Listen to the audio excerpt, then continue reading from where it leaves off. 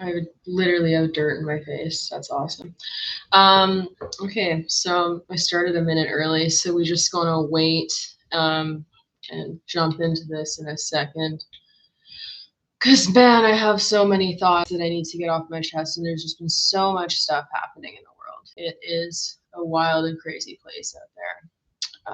So this this live chat is going to serve the purpose of providing context for a lot of the stuff that I'm advocating for, and also kind of dismantling what people perceive as the horse world and talking about my personal experiences and what I've seen and why my perspectives have shifted.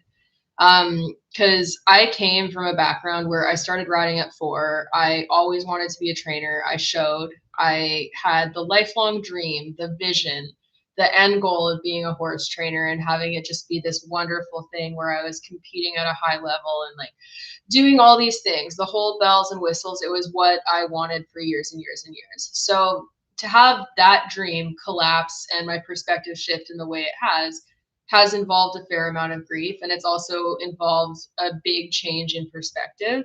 Um, and I think that's something that needs to be discussed because I am noticing attitudes in the horse world that are preventing any type of reform.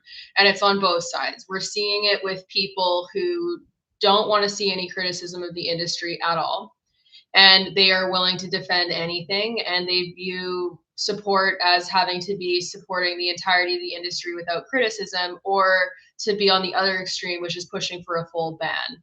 And these are really black and white mindsets that don't allow for any nuance at all. And I've been accused of harboring these mindsets because there's so few people that actually have the capacity to look at the genuine criticisms being offered about the horse industry and the concern for ethics, and look at it through the framework of how can we improve on this, how can we fix these things, how can we make it better for the horses. They cannot imagine beyond the point of it just being all or nothing. You will either have to completely support what's in front of you or you have to be completely against it. So I grew up having the dream to be a trainer, and I actually achieved that dream. I started training and had my own business starting 2017. And I had a lot of clients. I was doing starting horses under saddle. I was rehabbing off the track thoroughbreds, and I was working at the racetrack galloping racehorses.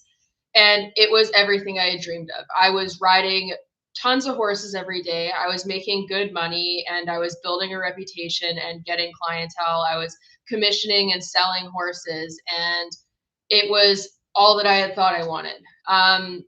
But spoiler alert, I started to see the cracks in the industry.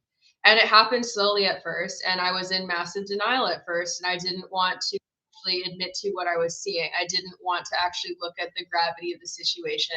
I didn't want to see what was in front of me because it would mean shifting my entire worldview, especially since my identity as a person was so closely tied to being the horse girl, to being a horse trainer. So I started to see these cracks, and I would make excuses for them in the same way we see a lot of people doing online today, where it's like, oh, well, we have to start racehorses really young because it actually helps benefit their bodies and they're sounder long term. And if they're not started at 2 or like under 2, they're not going to be as sound. And horses who are started younger tend to have longer careers, blah, blah, blah, blah, blah. Drinking the Kool-Aid to defend all these practices because criticizing them would mean that I could not, in good faith, continue operating in the industry in the way that I was and be comfortable doing so. So I had to be in denial. And I had gotten everything that I wanted. I had created my own training business. I was working as a trainer. I was building rapport and I was doing the thing. I was living the dream. But I got so incredibly burnt out because in order to make money and to continue driving profit and to be able to pay my bills, I was put in a lot of situations where I had to push horses past a point where it's even ethical. Um, I was put in situations where if I wanted to make money, I had to look at a horse that I didn't feel was fully comfortable in their body and work with them anyways or ride them anyways, and have people look at me and go, oh, they're just fine, they'll work out of it, it's fine, whatever. Because the amount of horses who have behavioral problems that directly stem from pain is pretty significant. And the more you start to learn about horse behavior and why they behave the way that they do, the more clear it becomes that pain behaviors are a rampant issue in the horse world and stress behaviors are a rampant issue in the horse world. And once you start to really look at that, it becomes really hard to justify training horses through that, because ultimately it's like if you have clients for that you have in full training and you're supposed to have them for a month and they're not responding well and they're showing you behavioral issues, if you actually want to address those underlying causes and why the horse is behaving the way that they are, you cannot do that on the timeline that a lot of owners want you to work and function within. So it makes you have to choose between two different sides and have to kind of defy your own inner morals and do things that you know aren't the best for the horse in order to continue generating an income. And then you're fighting with two sides of yourself. So I got to the point where I was physically burnt out from riding horses and being thrown around and riding dangerous horses, but I was also mentally burnt out because I didn't feel good about what I was doing. I didn't feel good about the things that I had to look the other way from. I had questions about the ethics of what was going on, and I had this feeling in my gut that I was like, I'm not so sure that what I'm being told is accurate.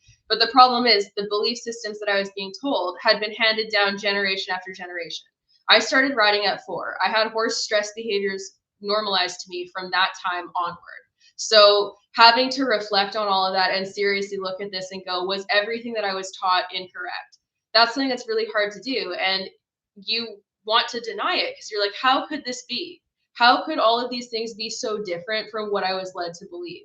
So I wanted to deny what I was seeing. I wanted to believe that I was taught things that were accurate and that the rampant horse stress problem wasn't as big as it was. I wanted to believe in the system. I wanted to believe that competitive organizations are actually regulating for horse welfare and that they're actually maintaining protocols that are for the benefit of horses and that are for the benefit of the well-being of horses and that they're actually operating and using the protections that they claim they are. I wanted to believe all these things. I wanted to believe in the system and believe that this was actually for the horses. And I defended it again and again and again because I truly wanted it to be true. Because admitting that it wasn't true would mean having to unpack a whole lot of corruption and a whole lot of issues within the horse world and shifting all of the goals that I had spent my whole life building, shifting away from those competitive goals, from being the type of trainer that I thought was valuable and completely altering my value system. Admitting what I was seeing meant shifting my entire value system. And then the other part of that equation is that admitting to the flaws in the system also means alienating yourself from community. Because when you start to point these things out and question them, people get highly defensive. Even if you're just asking questions, you don't even have to be criticizing people directly. You don't even have to be saying anything mean. If you question the status quo, people get pissed off and they try to attack you as a means of shutting you up. They try to make you feel stupid. They gaslight you and they push at you until you shut up. And it works for a lot of people because a lot of people just stop talking because it is so physically uncomfortable to be put in that situation. So you have to be okay with losing the community that you've built, or at least generous parts of it, and having people attack you as a person, judge you as a person, insult your intelligence, insult your capacity to understand because they don't like what you're questioning. So not only do you have to unpack this entire value system and belief system that you've built for yourself and your worldview of horses, you also have to run the risk of losing connections with people that you've gotten to know over the period of years, oftentimes. And you have to completely reevaluate your belief systems. So it runs the risk of completely turning your life around as you know it. So anyways, I'm going to go into the logistics of like what I witnessed as I was actively working as a trainer and what problems I think are present in the horse world. And I want to just straight up say that a lot of this is also exemplified in peer-reviewed studies that are looking at horse behaviors and injury rates and pain behaviors and stress behaviors. They support what I saw. So pain and stress behaviors in horses and behaviors that are directly correlated to a lack of met needs are rampant in the horse world. When I was training and doing things with the mindset of getting horses so that their owner could just get on and ride them and just like pushing them through and making them just do the thing and like looking to erase unwanted behaviors rather than thinking deeper about why they exist and addressing the cause, I was just kind of forcing horses to suppress all those behaviors and not actually ever dealing with the cause. I could get a horse that does not get enough turnout, that probably has stomach ulcers, that might have underlying back pain, their saddle might not fit. There might be all these other factors. They might have hoof pain. And instead of actually looking at why are they behaving in this difficult manner, it's like, how can I get rid of these unwanted behaviors so their owner can just make them do what they want? And that isn't coming from a welfare minded perspective. And so I came to realize that a lot of the issues that I was experiencing with horses were either pain related, related to unmet needs, or related to some other type of physical anomaly. I also came to realize that a lot of the expectations we set for horses are not realistic, that they cannot be done ethically. An example of this is the 30-day start. I used to do 30-day starts for horses where I would get unbroke horses and I would ride them and get them going walk, track, canter within the span of 30 days. If you take an athlete that has never physically done the task that you were training for and expect them to be able to do it at full capacity within 30 days, that is not reasonable. A horse who has never packed weight ever in their life before cannot be expected to not only have a person on their back for 30 minutes to an hour at a time, and not only just that, not just at the walk, but to be doing it at the walk, trot, canter within 30 days. They cannot physically build the fitness to do that without compromising their body in some way. And when you couple that with the fact that a lot of these horses are young, it paints an even clearer picture. So even that very thing, which I made most of my training money off of, was starting horses and doing this type of thing. And a lot of owners didn't want to pay for multiple months because training is expensive. So they want as much of a result within a short span of time as possible. But that cannot be achieved without sacrificing ethics in some capacity. Um, Another example that I want to talk about is at the racetrack. So I've had a lot of people get mad at me for talking about the Melbourne Cup horse bleeding from the mouth. I've had a lot of people prior to this ever happening try to come at me and go, oh, well, you used to be in the racing industry, so how dare you talk about horse welfare, you hypocrite? And like that attitude too is a problem in the horse world. This idea, Queso and Lint are playing, this idea that we have to just double down and defend things that we believed in once and just always believe in them because of that is ridiculous. It's a lack of growth mindset. If people start to notice problems in the industry that they work in, rather than committing to just ignoring them to try to maintain what they've always believed, we should be encouraging change. So yes, my perspectives have shifted over the years as I've educated myself further, as I've seen more, and as I've learned more, as they should. I'm not ashamed of that, full stop. I get really irritated by people who are self-proclaimed advocates getting mad about people altering their perspectives as they learn more. There is no point in advocacy if it is not to change perspectives. There's no point. We're never going to make the world a better place if we don't operate with the belief system that people can and will change their perspectives with different knowledge and more knowledge. I changed. I used to believe a lot of problematic shit. I changed and I view things completely differently than how I used to. I'm not the same person that I was even a few years ago because my perspectives have shifted so much and I've developed a completely different worldview. I trust that lots of people can do that. So the primary problem is that this entire notion that it's inherently hypocritical to condemn things that you once believed in, it doesn't allow for growth. It doesn't allow for people to join advocacy because even as their perspectives shift and they have new belief systems, they're being punished for the behavior that you want to see. You're alienating someone from their original community because in order to develop these welfare-minded views, they have to speak out against things that they once believed in. And then the new community that is supposed to be welfare-minded is now punishing them for supporting what they have been advocating for. It makes no sense. And the other thing is that, like, if we want to get stuck on this self-righteousness where it's like, oh, well, like, you used to do bad things, so you're still a terrible person. Ridiculous. Anyone who's going to pretend that they have never caused harm is lying to you. They're being egotistical and narcissistic. It is not possible to make it through life without harming anyone. You do not have to act with malicious intent to cause harm. At no point, even when I was actively harming horses, did I think I was causing harm. At no point was I doing it with the intent of causing harm. At no point was I like, I want to hurt a horse today. Did I hurt them in my actions? Absolutely. But I thought it was the means to the end. I thought it was the lesser of the evils. I thought it was the right thing to do. I wasn't doing it to cause harm. And this speaks for the vast majority of people in the horse industry. I don't think we have this massive amount of villains in the industry like people are trying to paint it as, where these people engaging in abuse are just these villainistic people that want to cause horses harm. That's not the reality. There's people who have been indoctrinated from a young age, just like I was, that are now fighting against their internal morals and their lifelong belief systems and are not wanting to accept it. They are in cognitive dissonance. And that doesn't justify their behavior. It doesn't mean that they shouldn't be held accountable, but it provides an explanation for it. And when we miss that human component of the fact that people will make mistakes, they will have outdated belief systems, and they will cause harm, whether they intend to or not, we miss the mark on what advocacy actually is. So I engaged in harm. I harmed horses. I talked myself out of seeing things for the problems that they were. So now let's jump into what I specifically saw in the racing industry and why I think that everyone who is trying to silence the discussion surrounding this horse's bleeding mouth and pretend like it's a non-issue is part of the problem and is openly denying what is out in the open.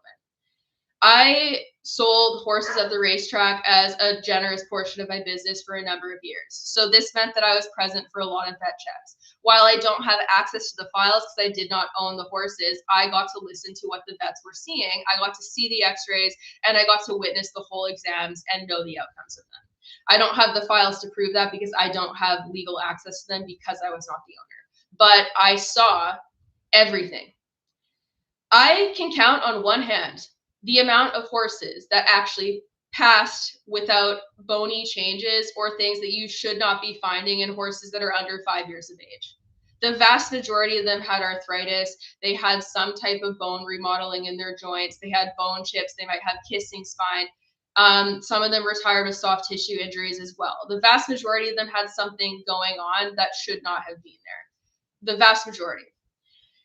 And that is something that I have continuously seen validated by body workers, by vets, by other trainers who are actually ready to be honest with themselves. And I'm sure anyone who's followed me for a long time knows how much I love off the track thoroughbreds and how much I've advocated for thoroughbreds. I'm at the point where I don't think, unless I have a big property and a lot of land to maintain horses that are broken, I don't think I'm ever going to get a horse off of the racetrack again unless it's for a sanctuary component because they have so many problems. Because the likelihood of them having problems is higher than not from what I've seen. People could argue with me until they're blue in the face, but I've seen way too many vet checks and x-rays to deny that fact. So what does that say to me? It says to me that the system is not working. It's not promoting longevity in horses. What people reference with the bone remodeling studies where they're like, oh, horses stay longer, they have longer careers when they are started younger. The average racehorse career is only a few years. So even if they get to run for longer on the track without injuring themselves on the track, that does not speak for what their body looks like for years to come. When you're looking at horses who the oldest that they're going to retire at, I think it's like 11 is the oldest that they can race to. So let's say that they run the whole career, which very few horses do. They run until they're 11. They still have like minimum like 10 years of life left after that. So it does not matter what you're seeing during that career because these are short-lived careers. And even throughout that career, you're seeing a lot of issues. The horses will get bucked shins. They'll get tendon injuries. They have all sorts of things that come up and are an issue throughout their career that are not normal and that you should not be seeing. So it speaks for the fact that the training is damaging their bodies, and when they're started, is damaging their bodies. Do I think that racing cannot be conducted ethically under any circumstances? No, not necessarily. Am I pushing for a full ban of racing? No, I'm holding racing accountable. But I'm holding the entire horse industry accountable because everything that I'm saying here about the racing industry is applicable to all aspects of the industry. So let me just make that abundantly clear. My criticisms of racing, I've seen basically identical practices across the board in all horse sports. The issue is horse sports and how they're conducted and what people are willing to justify and the refusal to acknowledge the issues. It's not one specific sport, and anyone who tries to finger point at one specific sport while looking away from others is being intentionally obtuse and doesn't want to look at the industries that they're closer to. So what this means is that we have a huge portion of horses who end up retiring with lifelong issues that are going to either make them my cats are arguing. Or it's no Phoebe probably, but they're either having lifelong issues that render them unable to be ridden at some point, or require tons of maintenance at a young age where it should not be necessary. And then we see lots of wastage because the horse industry as a whole, if we're being honest, horses have little to no value when they're unable to be ridden. People don't want to pay for a horse that they can't ride. You see this widely exemplified by people getting rid of horses as soon as they have injuries that render them unrideable, and they go, I can't afford to keep a horse who can't be ridden, even though they cost the same. Regardless of whether or not you ride them. And in fact, maintaining a riding horse is typically more expensive. So horses are viewed as disposable when you can no longer ride them. No matter what anyone says, if you get rid of a horse as soon as you cannot ride them, and that's the sole reason you're doing so, you love riding more than you love the horse. Because if you loved the horse more, parting with that horse and no longer having that personality in your life and knowing that you're putting them more at risk would be uncomfortable enough that you wouldn't want to do it. So again, people dance around the truth of what their actions say. I've done it before too. This is not me just calling out other people, but they don't actually look at what their actions say at face value. If you are willing to get rid of a horse and put them knowingly more at risk simply because you cannot ride them, you love riding more than you love the horse. So I think that what we have in the industry is there's a hell of a lot of people who actually love what horses do for them more than they love the horses themselves. And I was one of those people for a number of years. But getting back to the racehorses, there is clear evidence that there are physical and mental health problems that are substantially more common in racehorses. And even with like the number of horses running versus the number of horses who break down, yeah, you can argue that it is due to the racing industry being a global industry that's way bigger than most other horse industries, which is true. But also you need to consider the fact that the breakdown statistics only apply to horses that are actually breaking down on the racetrack. They don't apply to horses that were euthanized later after coming off the track. So we're not even getting the full statistics. But that aside, we need to seriously stop being so lackadaisical about horses dying in sport, because there is no benefit to the horse from racing. Yes, people need to take care of them and they're domesticated animals who need help, but they should be getting those needs met regardless of whether or not they are like productive and making people money. So I want to point out two things with x-rays that I actually do have. So we have George, my horse, who died like almost 6 years ago. He was an off the track thoroughbred. He ran 11 times and he retired at the end of his 3-year-old year. He had 2 slab fractures, which are essentially where the bone kind of comes off. It's still attached, but there's like a shred of bone that has unattached from like his fetlock. And to heal those, they put a screw in to affix the bone more tightly because it heals better. He had 2 slab fractures, 1 in each hind leg, and he had a bone chip. This is not normal for a young horse to have. And that in itself is a major red flag that there's something in the work or the genetics or the care of the horse that is a huge problem. So he got the surgery, he was okay, but like still intermittently had problems. He was always tight through his back end. He was just like super tolerant, always a good boy, really no obvious behavioral issues, which goes to show how stoic horses are. But just like never quite right. If I'm being completely honest now, with the eyes that I have now, I would not have been riding that horse. I would not have been exercising him because my standard for what I view as sound has dramatically shifted. And I no longer buy into the industry mindset where it's just keeping horses sound enough to ride and doing what you need to do in order to do that. I wouldn't have been riding him. So that said, he died of neurological issues. The vet thinks it was EPM. In his necropsy, none of the tissues tested positive for EPM, but basically he went super neurological really quickly to the point where he could no longer stand up. All of a sudden, we were treating him with Marquis for EPM, didn't work, ended up having to euthanize. In his necropsy, we got to look at all of his joints, his spine, his brain, his tissues. He had OCD lesions in, I think, both stifles, and he had chips in other joints that had not been imaged. So his body was really fucked up when he was he was going to be turning I think 5. He died right before his 5th birthday. And then now we have Pogo. Pogo is my mom's horse, who we still have. Pogo has some of the worst kissing spine that I have ever seen. He has multiple vertebrae that are overlapping. He has nerve impingement. We don't ride him anymore. He's 8 years old. He's unrideable. His limbs have looked fairly sound, but we've never imaged his limbs because he's not had problems with them. But his back is fucked. His back is completely just a mess. There's some arguments where people think kissing spine could be genetic, and there's some studies that have linked Stormcat as a bloodline to kissing spine. He is a Stormcat baby, so there might be some merit to that. But this horse he didn't even race. He trained at the racetrack. He ended up getting pulled out of training numerous times in his 2-year-old year because he kept bucking shins and just getting sore shins. So he came in and out of training multiple times, and then ultimately his owner just decided to retire him. I'm not throwing shade at the owner and breeder for these horses because she deeply loved them. She bred George and Pogo, deeply, deeply loved them. Eventually made the decision to pull them out of work and was doing her best. It was not malicious. She was doing her best. She was doing what she felt was right. Not going to vilify her, because she also contacted me fairly recently to say like that she felt awful about what happened with George, and that she's happy that we still have Pogo.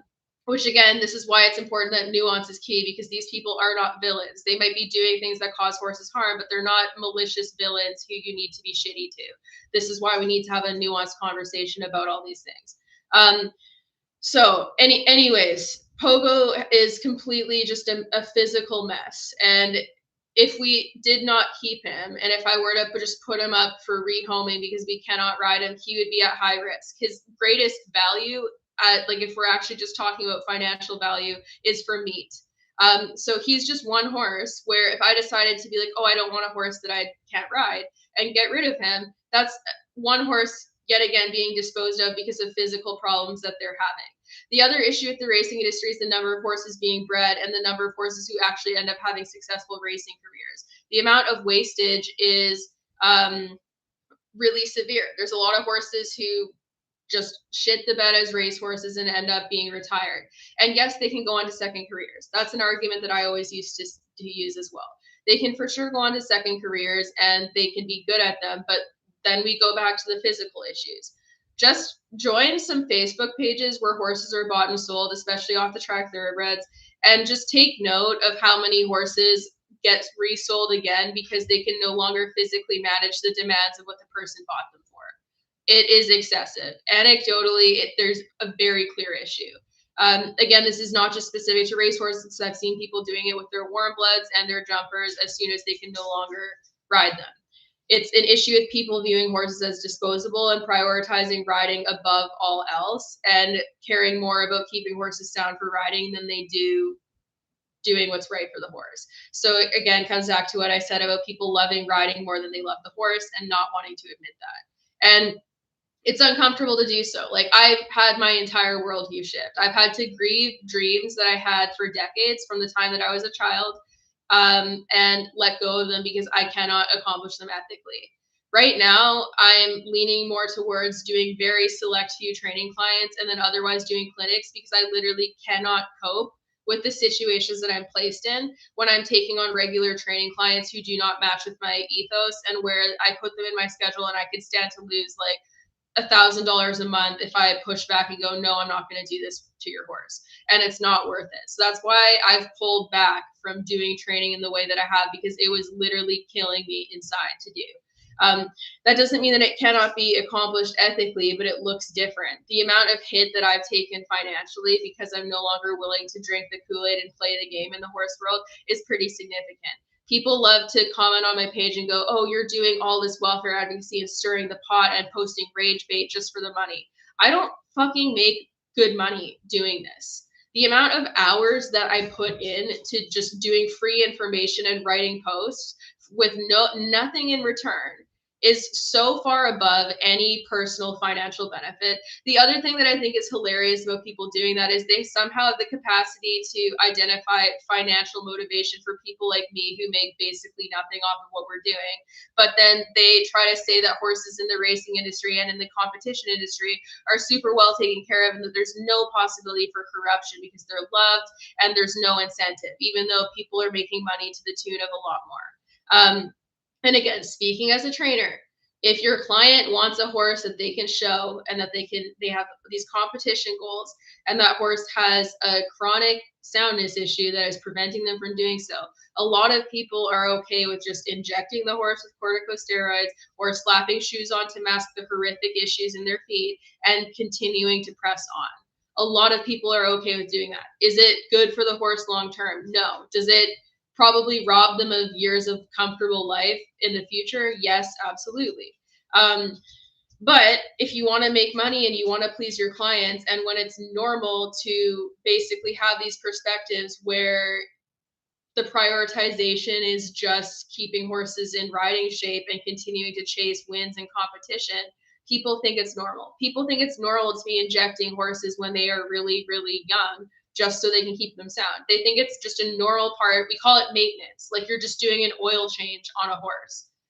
A young body that has been well maintained and well cared for should not be needing to be injected with corticosteroids or undergoing substantial procedures in order to stay physically sound for what they're doing. And there's a lot of horses who should not be competing at the level that they are because their entire ability to do so is reliant on having drugs pumped into them to mask pain signals. So now let's get to the studies across all types of horses.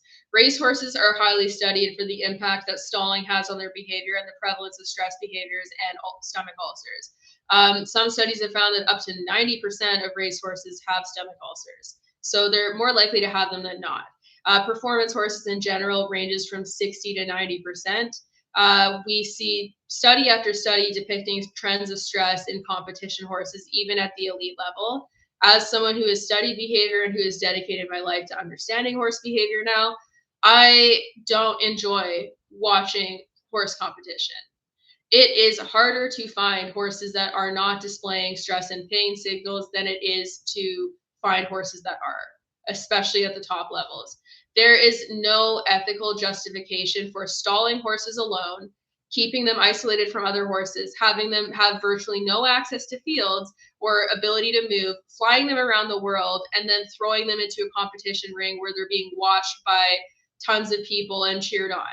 That is not ethical. If that is what is required for competition to exist, it is not ethical. If horses are not going to be allowed to enjoy the outdoors and be the social herd animals that they are because humans want to compete them, that is not ethical. It is quite literally the definition of selfish. The horse is not getting any benefit from it, and they're having their long-term health and soundness and their immediate happiness and well-being robbed from them simply so people can use them how they want.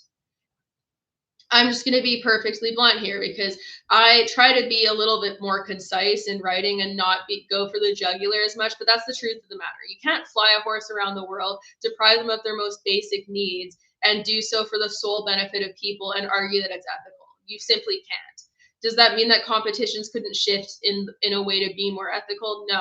I think that if we started to look at things through the perspective of actually listening to what horses are telling us and no longer being so comfortable witnessing pain and stress behaviors, I think we would see a big difference. So, where does this leave me as a person? I am never going to compete at the upper levels. I could see nothing that I want less than to be in that community of people and surrounded by that level of stress and poor welfare. It is toxic. I was the worst version of myself when I was immersed in that world because I was stressed by what I was witnessing. And deep down, I knew it was wrong. And so I feel like a lot of the people in that situation also feel the same way, whether they're ready to admit it or not. And I took out my frustration on horses because the other thing, too, is when you're handling perpetually dangerous horses and you're not given any solutions to solve the behavior beyond, like, oh, just throw a lip chain on or a nose chain or a bigger bit. you get frustrated because you're scared. They're actively endangering you and your safety and putting you in situations where your body is getting harmed. And it's easy to get frustrated and take that out on the horse because the issue's never actually being dealt with. Still not fair to the horse, not a fair thing to do. But that's the reality of the situation. A lot of people lose their patience and they feel helpless and then they just react. And they're in a perpetually stressed situation. Like you can feel the stress emanating off of those horses. So like what does my life look like now? Great question, because I've been freaking questioning this for years now, where it's just like the deeper I look into this, the harder time I have justifying what's going on, and the more I want to see reform. For me personally, I'm not pushing for a ban of any horse sports, because I think that anyone who just wants an immediate ban and that doesn't have any safety plan for all of the horses if that were to happen is operating in fantasy land and isn't being realistic. Because even if you're going to argue like, oh, if the horse owners really love their horses, they should provide sanctuary for them even if they're not competing. Okay, sure. But if you take away people's livelihood and they have a highly specialized career that's specific to the horse industry that you're now collapsing, how are they going to pay to care for those horses? How are they paying for their expenses? What's their fallback plan for a job? What's the economic plan? So an immediate ban makes no sense. It's not going to be best for the horses. I'm here for reform. I'm here for changing what we can as immediately as possible to benefit the welfare of the horses, even if it's not perfect. Because the thing is, it doesn't matter if it's perfect. If it makes the horses' lives a little bit better immediately, stack those little wins on top of each other, and eventually we'll be at our end goal. That's how I see it. It's about immediately changing the lives the way we can and actually holding people accountable for what they're doing, rather than letting people look the other way.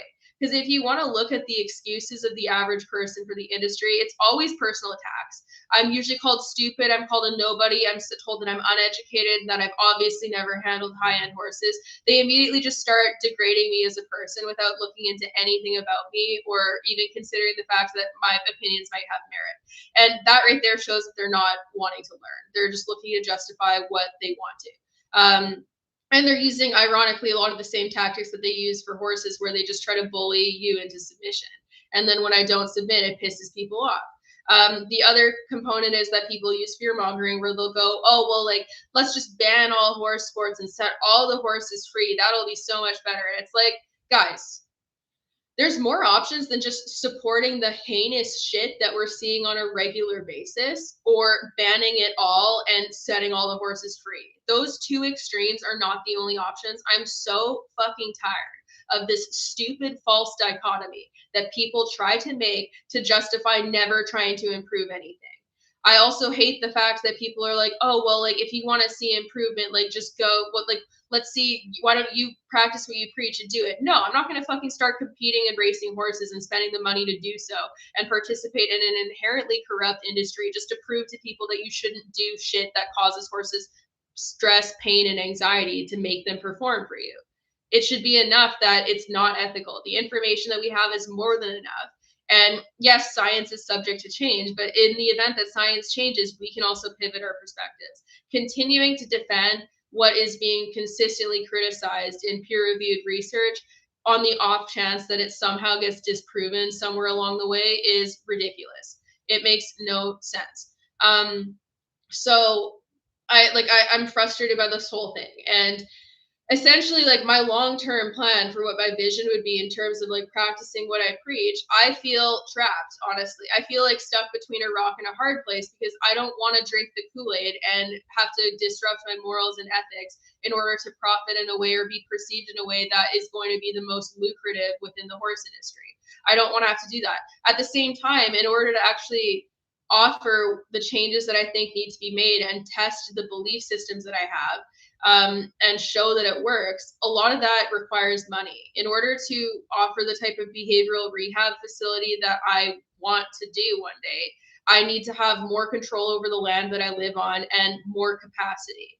And that involves eventually getting a property, which I cannot do right now. So I feel stuck between a rock and a hard place, because I do have actionable ideas. I have a whole plan of this welfare and behavioral rehab institute that I would love to open. And I would love to pair horse welfare reform and rehab of like damaged horses with people who struggle with mental health, and offer like a where you heal on alongside one another, where people who don't feel at home within themselves and don't love themselves can instead find an animal that mirrors what they're feeling and mirrors some of the trauma that they face, and they can start to develop self-worth and capacity to love themselves and improve their mental health by putting that love into another being, because a lot of us have an easier time being more compassionate towards animals and more understanding towards animals than we do for ourselves.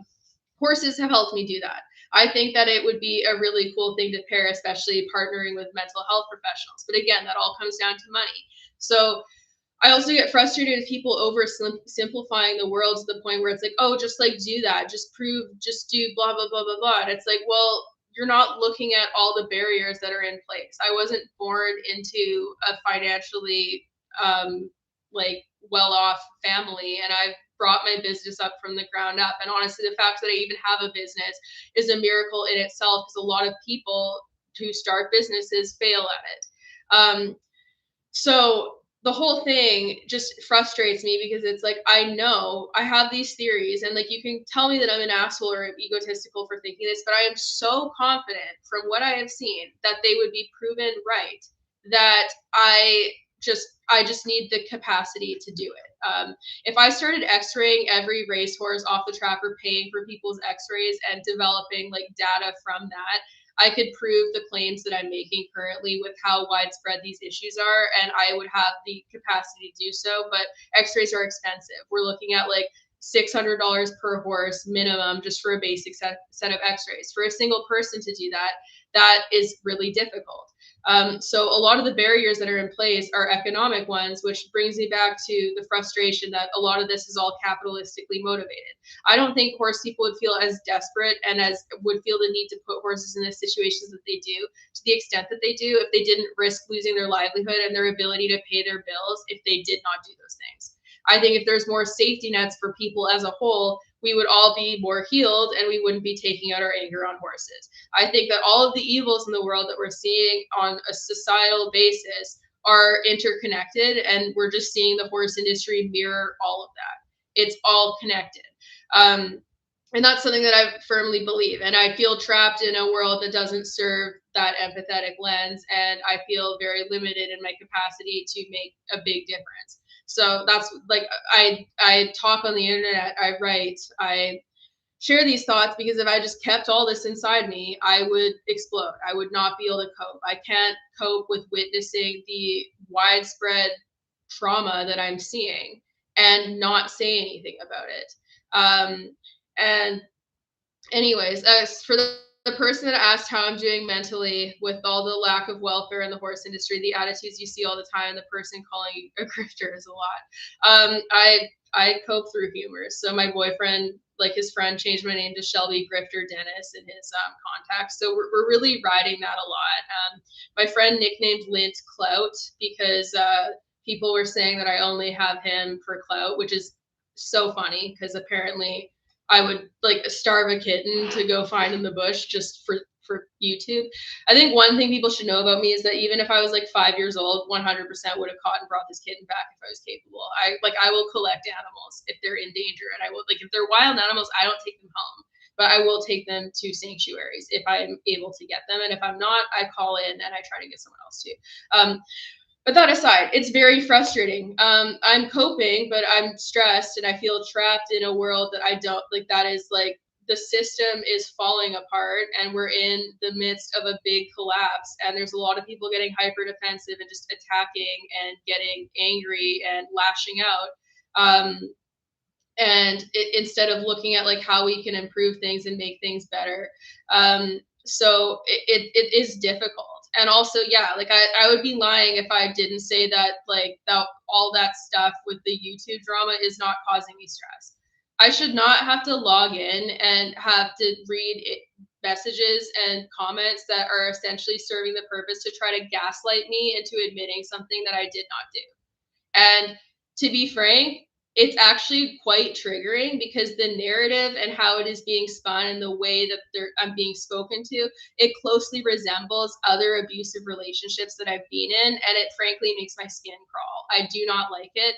I also think it deflects from the bigger picture of horse welfare, where we're just engaging in this stupid petty YouTube drama bullshit. Because ultimately, I'm just gonna put it right out there and say, I don't give a flying fuck what anyone thinks about Socks the Stallion or whether or not he should be gelded. It is no one's position to try to force a private owner into a permanent decision with their horse, and that is not ethics and welfare. Singling out one person and relentlessly attacking them and trying to pressure them into making a decision that doesn't even resolve all the horse's issues, by the way, that's not advocacy, that's bullying. There's a million stallions competing at an international level that do not get to go outside, that do not get to live outside 24/7 like Socks does. And while their behavior is not as publicized because their connections are smart enough not to share the clips of that, they are still actively suffering. So the fixation on this single person, and also, by the way, I contacted Tanya because of all of this, and she's been saying that like she sent me numerous messages where she's getting death threats. People have been threatening to go to her place to the point where she said that she's put a lock on Socks's gate because she's worried about people letting him out. They've been bombarding the RSPCA with reports, which is wasting the RSPCA's time because she's not doing anything that breaks animal welfare laws. You don't have to agree with it. You don't have to think the horse is well off, but they cannot do anything. Yet they have to respond to these reports because they have to. They have to respond to every report. So it's wasting resources and time that could actually be spent putting in the work to help animals that they're actually legally capable of helping.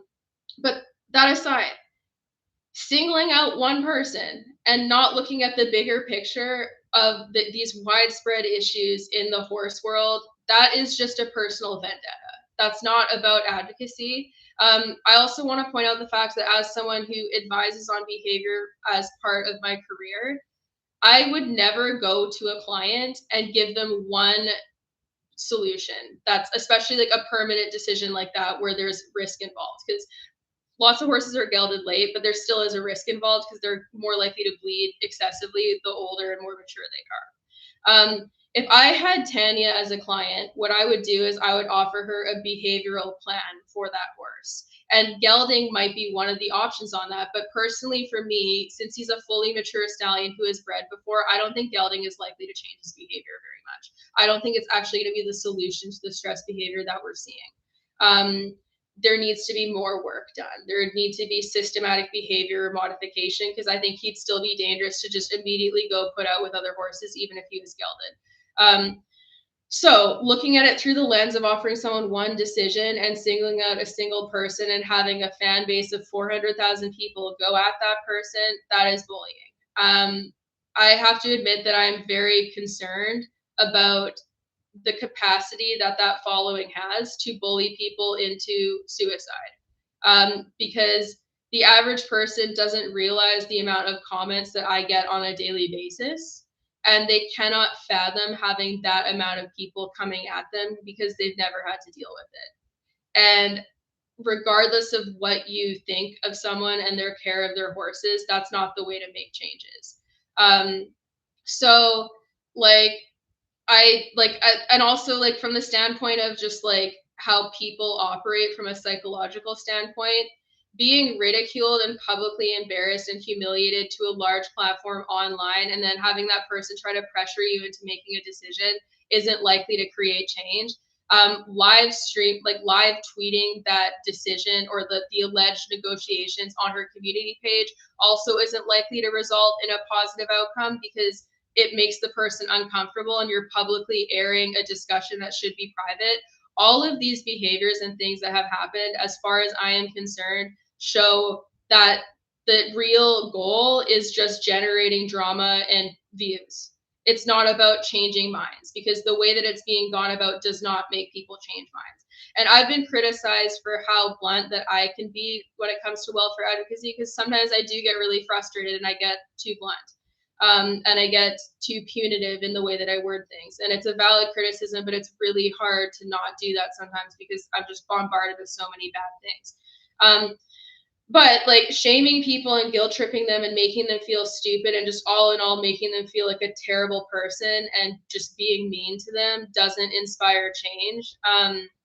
And like it just doesn't make any sense. So I would encourage people, I don't care if people don't like my content or what they think of me as a person. I would encourage people to not feed into that type of drama, because it's not serving anyone and it's going to get people hurt. I'm also really concerned about the fact that a lot of the nastiest comments that I've had are clearly coming from children. Um, and I'm worried about like thinking about how I was as a teenager and like people that I idolized and how you want to model their behavior because you think they're cool. I'm concerned about how normalizing that amount of animosity and attacking people that you don't agree with might impact people in their day to day with peers at school, because it could be inciting bullying and normalizing those attitudes. And I do not think that's okay.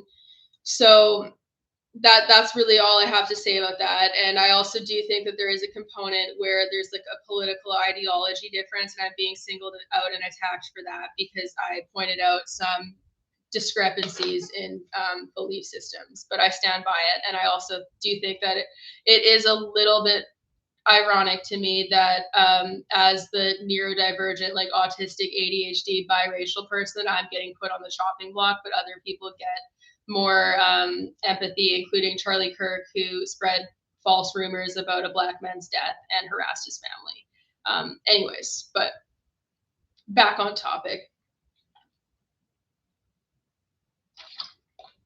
All I want to say about that is basically just like, people watch what you do, because you don't, by the time there's actually consequences for what this type of behavior can result in, it will be too late. And you don't want to have to feel guilty and remorseful and ashamed of the way that you've behaved after the fact.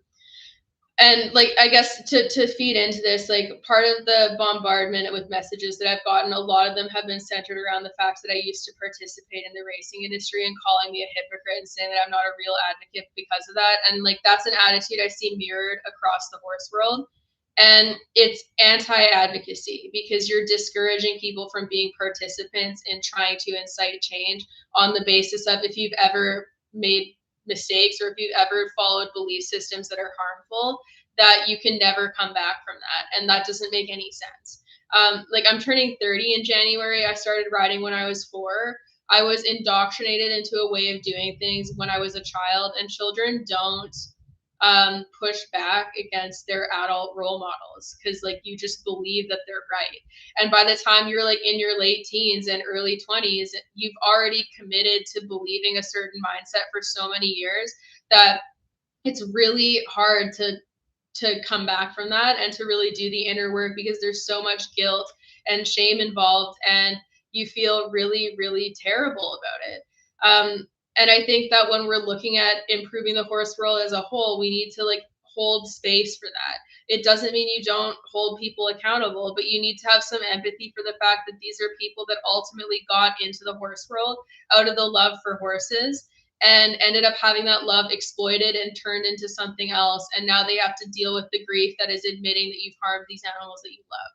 And that is a part of the healing process. And it's a part of reform that's going to need to be noticed and advocated for. And you can still hold people accountable, but also like be open to the fact that they can change their behavior and that they can have different perspectives.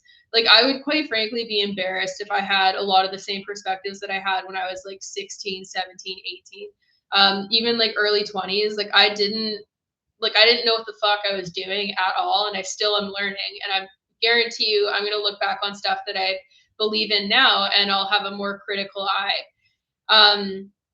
And yeah, like it's hard. We need to hold space for the fact that people admitting that the practices they've used in the past are harmful are going to go through a grieving process, because you have to watch the horse world as you know it collapse before your eyes. Once you see it, you cannot unsee it. And it's really difficult. And I don't think that's something that we need to be like dismissive of, because we also have to look at the human component of it if we want to actually make real change. And it's also the human component of that advocacy too, where the advocates are also people. They're not always going to engage in perfect advocacy. There's going to be misunderstandings, and there's going to be times where they could have gone about something better. But I don't know, like I firmly believe that people can and will change with new information. And it's just a matter of getting through that cognitive dissonance and really pushing for change. I also do think that we need some serious like welfare protocols to hold people accountable and like enforce the change, because a lot of people who are defending the most messed up stuff are referencing the fact that like the FEI allows it to happen or the racing industry allows it to happen, and they put so much faith in the governing boards and the organizations, that they don't account for the corruption, and they don't account for the fact that some of these mindsets might be outdated. And yeah, for the person who's asking if it wasn't AI, then clearly a troll was impersonating Tanya. I don't know, honestly. Like to me, it doesn't matter if someone made a fake email and did that, because at the end of the day, the responsibility lies with just one singular person, where they should have looked deeper to ensure that they were talking to the right person. Tanya has multiple verified accounts that have her email attached to them and that you could contact, and you know it's her because they are verified and you have to send in your ID. And the fact that it was never handled through one of those platforms, is a problem in itself. And like a troll doing that, still bad, still sad that someone felt the need to do that if that's what happened. But ultimately, the responsibility doesn't lie with them, in my opinion, because the reason why this became a thing is because of one person abusing their platform. And I do also want to point out something that this kind of feeds into people like unlearning perspectives and having empathy. When I talked to Tanya and I was talking to her about socializing socks and like having him go out with other horses and offering her, like I told her I could give her a free consult if she wanted to. She mentioned the fact that until she was on social media these last couple of years, she had no idea that stallions being in social turnout was even an option, because it's so normalized to keep them isolated that it literally never crossed her mind. And I think that that's something that we need to take note of for this indoctrination and these belief systems and traditions that are passed through the horse world, because some people don't even know of the alternatives available. And like, we need to be mindful of that and consider the fact that like doing damage control after you've made decisions that have resulted in systemic behavioral issues takes time, and it's hard to do, and it's going to be messy as people flounder their way through that. Like, I fucked up Milo's feet with how I shod him for years, and it's taken years to like undo that damage, both behaviorally and physically. And I'm aware of what I did, but it doesn't change the fact that I still have to put the work in to change it, and it doesn't happen immediately. And the fact that it's not completely fixed within a set period of time doesn't mean that I don't care or that I'm not trying. But also, bullying someone relentlessly is not going to make them want to listen to you anyways. So I think that that's something that's important. But yeah, like all we can do is our best with the information that we have at any given time. And we don't know what we don't know. I think that there's a lot of people in the horse world who are doing what they believe is best, even if it's harming their horses. And that's something that we need to acknowledge. But I'm going to drink this coconut water. So if anyone has any questions, feel free to ask them now and I'll go through the chat. Lint, are you stretching? He's like slowly growing in his shaved section. He looks like a little, like it feels and looks like what baby penguins have as their hair. And he definitely did scar from like the elbow injury, but you can't really see it now because there's hair on it. And then he's got his second round of kitten vaccines. Don't show them your butthole, Lint. That's gross. He's got a second round of kitten vaccines in like another week. His weight has like doubled because he's like 3 pounds now, which is great. Like he was less than 1.5 pounds when I found him. And like I wish that I could have more so like shown how bad his weight was, because his hair really hid a lot of it. I've never ever touched an animal that is like was as unhealthy as he was. It was pretty awful. To the person asking, has anything legal been thrown your way yet? No, I haven't. Also, whose skull is that in the back? I don't know. I got that. That's Doornail, the dead horse. I got that off of Craigslist for like $40, and it was like the best buy that I've had in a very long time because skulls are expensive. But I love it, and it's really cool. It has like there's some interesting bone remodeling on the bottom portion of the jaw right by the canine tooth. that I think would be from like something bit related or like an oral injury of some sort. So it's cool. Like I love bones. That would be another thing that if I had the means to do, I would love to participate in more horse dissections and look at bones, because they're fascinating. But yeah, so I collect those. And I also have like 3 horse legs in a hole in the backyard, trying to get beetles to eat them and clean them up, so that I can use those too. And I'm curious to see what deformities they have. Will I make another response video after she's apparently going to release receipts? Probably not, because I think that's what she wants to have happen. And like, I honestly just like, I have better things to do. Like the thing is, it's like, this year has been so hectic for me because I've been finalizing all the stuff for the book that I'm having published in 2026. I've been having meetings for that, and I've been working with the welfare organization that I co-founded, and I've been working with my personal horses and just trying to get my own shit together. And this notion that I'm spending my other energy trying to disrupt the life of someone I don't know and don't personally care about is just ridiculous. So like I've said my piece, and ultimately if people don't believe me, that's not my problem. I'm not going to admit to something that I didn't do just to quiet someone's allegations. And yeah, it's really stupid. I was wondering how far you might be from getting a facility to help equines the way you want to. Is that something you see yourself being able to accomplish in the future? I'm quite a ways away. Like, I'm hoping that publishing this book and putting more stuff into motion for my business and career wise will take me closer to that. But right now, like, it's not something that's in the cards in any time in the near future unless something really shifts. So basically that's what I'm working towards with everything. Like, honestly, everything related to my store. These hats are available in my store, by the way, shameless plug. Everything in my store, all the products that I sell, like the subscription services like Patreon, all that stuff. It's like I'm trying to create as many revenue streams as I can to increase the likelihood of trying to make something happen, because it's really difficult to come into being a homeowner unless you come from family capital where your family has already owned property.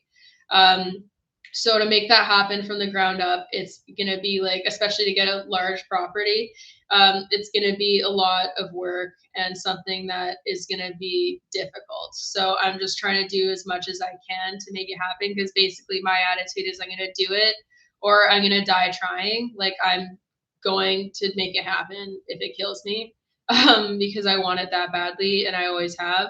And that's like the end goal. Like, when I have my own farm, I will have made it. And looking back at all the times that I have said that and all the times that I have yearned for that will feel so rewarding once I have actually manifested it.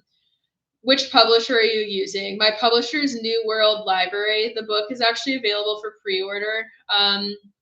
And I have to, like, it's available for pre-order. You can order it from independent bookstores too if you don't want to support like a major corporation. And it's called Secrets of the Horse, and it's kind of talking about a lot of the stuff that I reference here with like the systemic issues in the sport, clinging to tradition, how horses behave, yada yada yada. OMG, can you please have your BF model the merch fashion show? He actually is one of the models for these hats. So if you go on the website, you'll see him modeling them with his fabulous hair. He has a mullet now though, because we gave him a mullet because we thought that'd be funny. But that's so he doesn't have a mullet in those photos. But we'll get new photos of him soon. Move to the Kootenays. We'll sell you our 8 acre lot. Honestly, it's gonna be the Kootenays, or like perfect world for me would be Squamish, because it's still got the ocean, it's got the rainforest vibes, and it's up in the mountains, but it's so expensive now that that's like a pipe dream. So the Kootenays are probably where it's going to be. Like, the hardest thing for me is that if I move really far away from my vet, it's going to be heartbreaking to have to get a new vet, because I have such a good relationship with my horse vet and my small animal vets. And especially with horses, it's really hard to find vets that take what you say seriously and are actually willing to explore things through a behavioral lens and listen to like what you're telling them about your horse. And I just really trust my vets. So like, it would be like heartbreaking to not be able to use them anymore. So funnily enough, that's something that I would actually factor into my move. But ultimately, it's like I'm just gonna go where I can afford, and make it happen, because I also need like quite a bit of land to really pull off what I want. Like in a perfect world, I would want like 50 plus acres, which is a huge undertaking and like again a pipe dream. But like I'll make do with what I can have. I just want to have enough land that I can offer horses the most natural lifestyle possible and test a bunch of hypotheses that I have, because there's certain things that I just want to see what happens. I want to see whether it works, because I have these ideas that I'm really quite confident will work to help horses, but I need to be able to put them into action. But in order to put them into action, I need to have my own land, because it's not feasible to do on someone else's property. I liked the emails and signatures surrounding the FEI vote because they made advocacy more accessible. Will there be more of those for other advocacy issues? Yes, I'm hopeful that we'll keep doing that. I have to figure out the email campaign thing, because it was making it difficult for people to be part of it if they weren't in the US, and that's definitely a problem, because we want to do like worldwide access. So I have to look further into that, but definitely want to give people actionable steps, because I do firmly believe that like going after these big organizations that are like supposed to be serving the public, because like ultimately like, the FEI is here for the horse people. They're here for the horse people that watch their competitions, the ones that compete in them, and the industry as a whole. So we should and we could and should criticize them and be loud. Worst case scenario, they ignore you when you're loud, but it's like if you don't say anything, same result. No point in not trying. So yeah, basically that's that.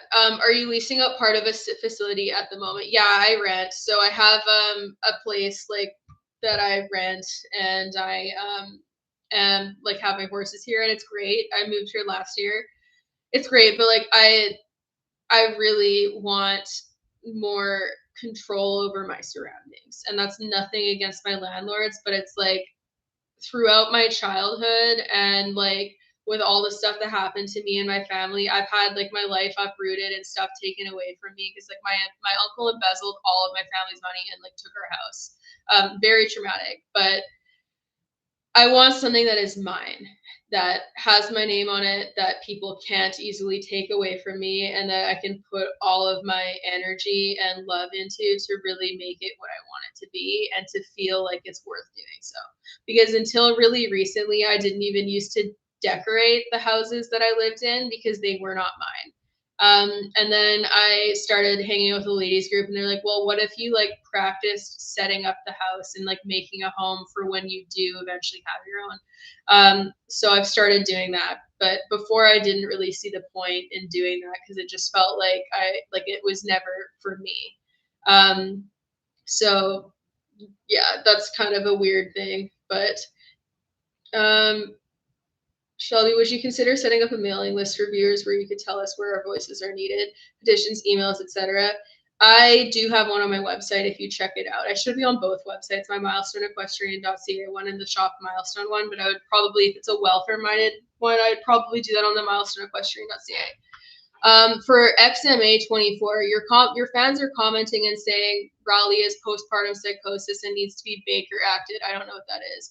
Why have you not addressed this? This kind of rhetoric has led to creators having CPS visits. I have addressed it actually in multiple comments, but I think you guys need to realize that I'm one person with a job who gets tons of notifications every day. So naturally, I cannot respond to every one of them. I'm also not going on her page at all, because the comments are really toxic, and I don't want to see them. So if it's happening on her page, I'm sorry, I'm not going on her page. And with that said, like, she came for my career, guys, and she tried to attack me, and she's not said anything. I've corrected people who have been using medical diagnoses and saying that they shouldn't do that without being a doctor, but I can't do that to every comment.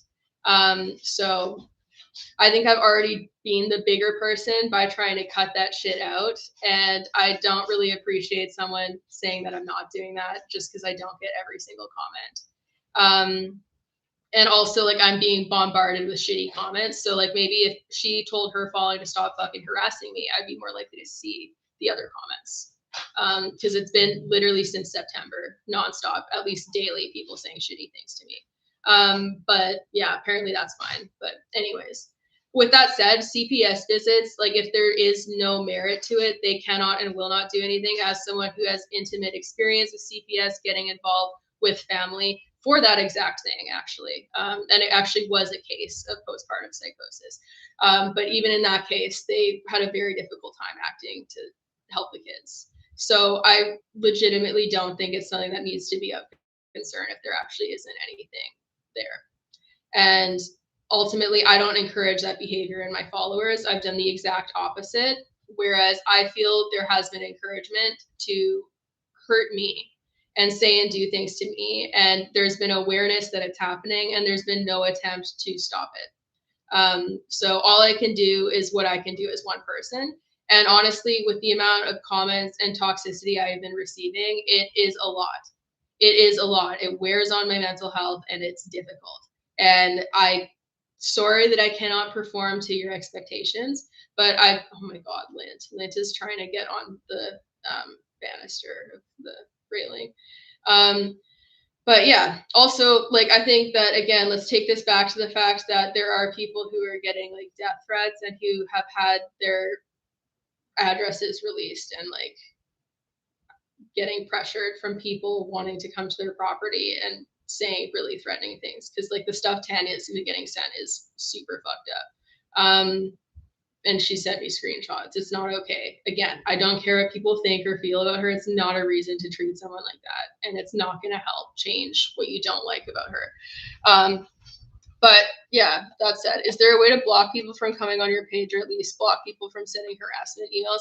I do hide some of their comments, but like I really try to not like overdo the blocking, because I believe in like allowing different perspectives. And like ultimately, if her fans want to come and say those things, I think that on either side, letting people see what's being said isn't a bad thing, because I do think that it just provides more context. So yeah, like I try not to. I wish I could mute certain posts on Instagram and YouTube, but like I can only mute comments notifications on Facebook. Because that would be my preference. Or like on Instagram, I sometimes restrict people's comments. And yeah. Why do I attribute all of my criticism to Rowley actively sending them? Zero chance that people just do not like you. I always get criticism, but the amount of criticism where people are directly parroting her exact quotes has increased exponentially since September. So given the fact that they are saying things that she verbatim said in her videos about me and claims that she is making, I can very confidently say it's coming from her. Because when it's not coming from that, people have perspectives that are a lot more generalized and not as specific. And the fact that she's had her address released and has had death threats is awful. I don't condone or advocate for that. And that also doesn't absolve her from how she's used her platform to cause that to happen to other people.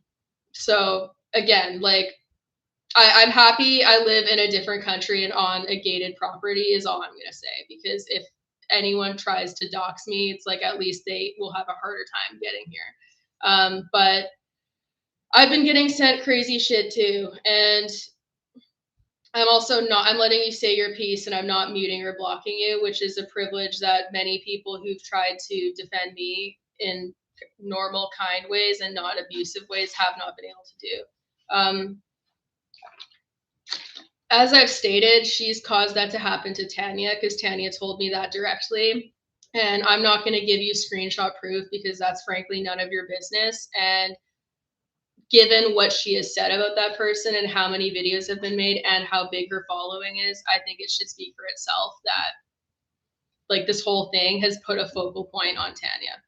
And like, again, not condoning all of her care of the horse, but that doesn't mean that she doesn't deserve to be treated like a fucking person. I don't think what's happening to her is okay. So yeah. And I also just think that like any type of hero worship where you just blindly believe what someone tells you without checking context or fact checking is problematic. I don't want my fans to believe shit that I say just because I'm the one that said it. They should question things. they should fact check themselves. They should have their own independent opinions. And I promote that type of thinking in the content that I produce, because I don't want people to just be copying what I say and parroting it back and running with it as facts just because I'm the one that said it. I don't think that type of cult-like mindset or hero worship or parasocial relationship is healthy.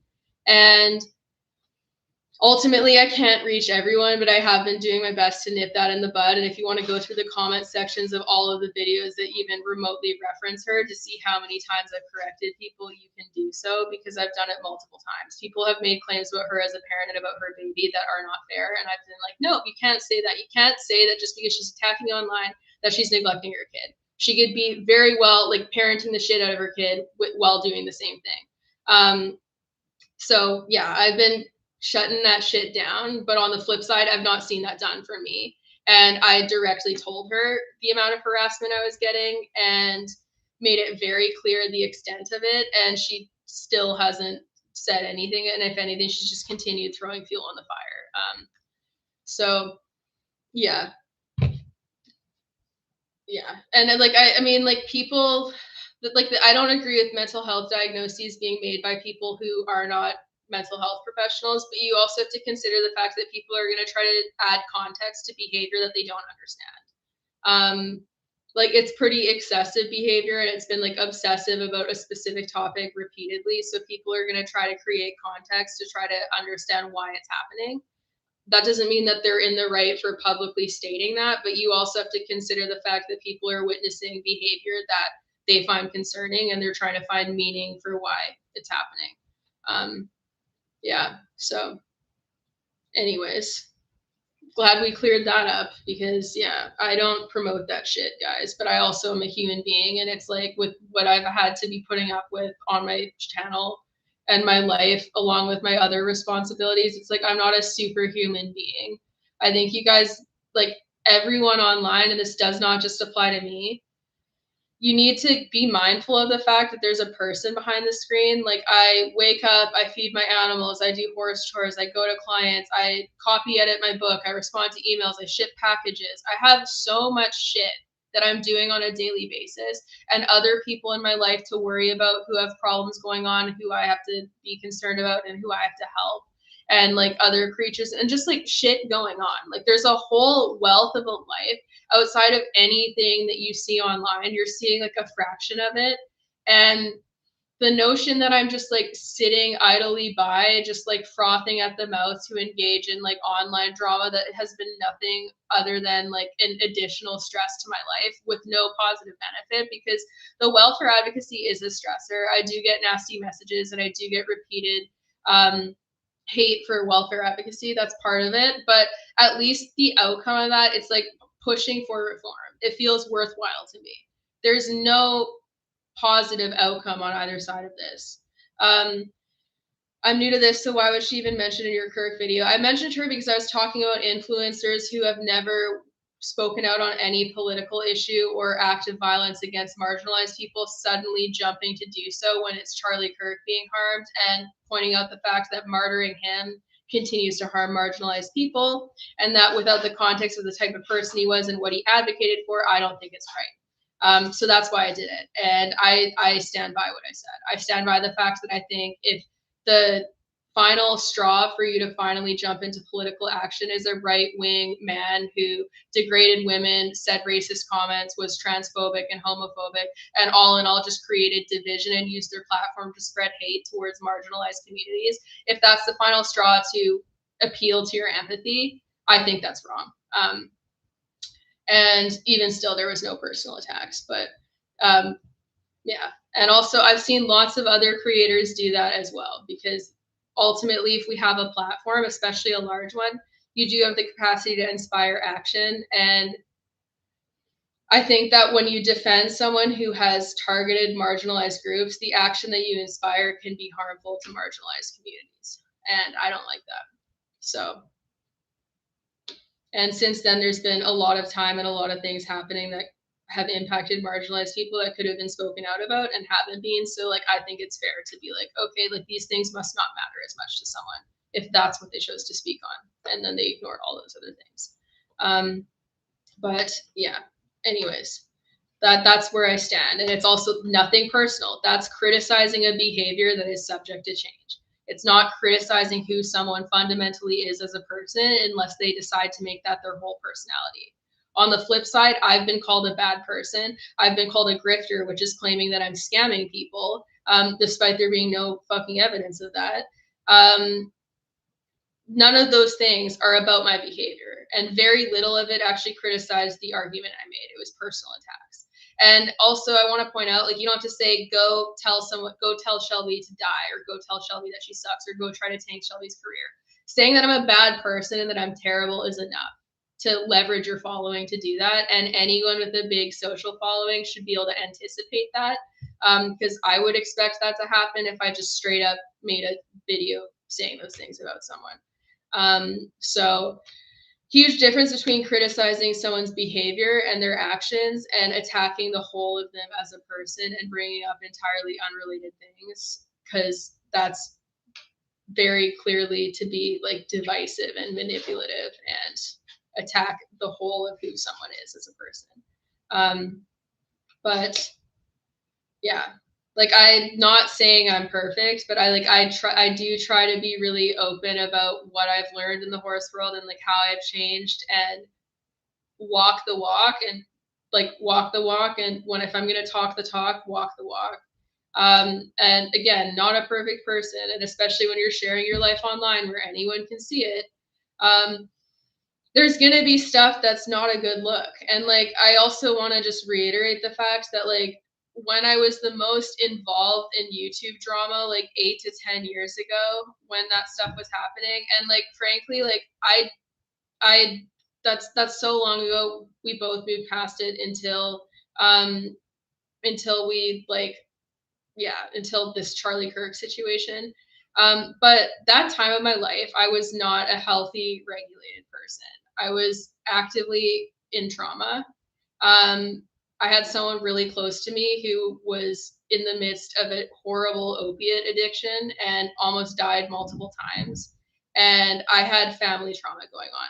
So I would be witnessing finding someone who had overdosed and not knowing if they were alive, and then going on YouTube after that, after they've gone to the hospital. So what I would like to say is that I think I deserve some grace for how I might have reacted back then, given the facts that I'm no longer doing that today, just to provide context.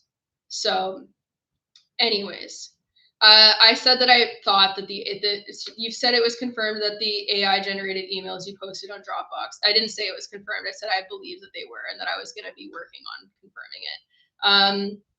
Again, I don't really care. It doesn't matter if they're AI generated or not. I even those emails, there's nothing that directly shows my involvement. And also, if Tanya is saying that that's not her, it doesn't fucking matter where they came from. It literally doesn't matter. That all of this attitude with people coming at me is like guilty until proven innocent. And I don't think there could be any clearer example of how much of this is just motivated off of the Charlie Kirk video and the anger than looking at the behavior after that, because that's the only thing that changed. That's the only thing that changed. She was recommending my channel. She was okay with the stuff that I posted until then. And then since then, she's been on a vendetta.